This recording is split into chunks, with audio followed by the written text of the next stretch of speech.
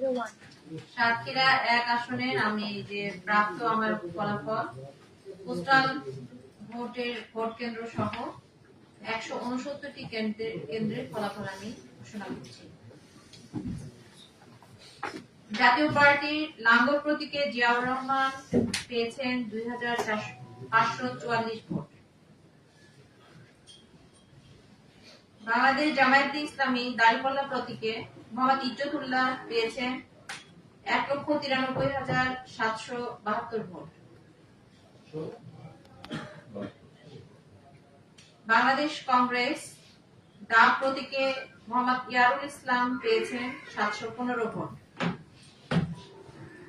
বাংলাদেশ জাতীয়তাবাদী দল বিএনপি ধানের শীষ প্রতীকে মোহাম্মদ হাবিবুল ইসলাম হাবিব পেয়েছেন 1,69,995 ভোট।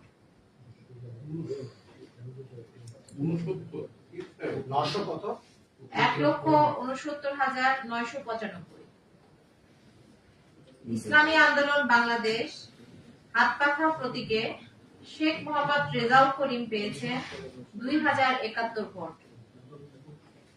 এখানে কাস্টিং ভোটের যে পার্সেন্টেজ সেটি হলো 75.64%। বাংলাদেশ জামায়াতে ইসলাম দাঁড়িপাল্লা প্রতীকে মোহাম্মদ ইজ্জতুল্লাহ সর্বোচ্চ সংখ্যক ভোট পাওয়ায় ওনাকে বেসরকারিভাবে বিজয়ী ঘোষণা করা হলো। আলহামদুলিল্লাহ। পরবর্তী এখনো আসে নাই।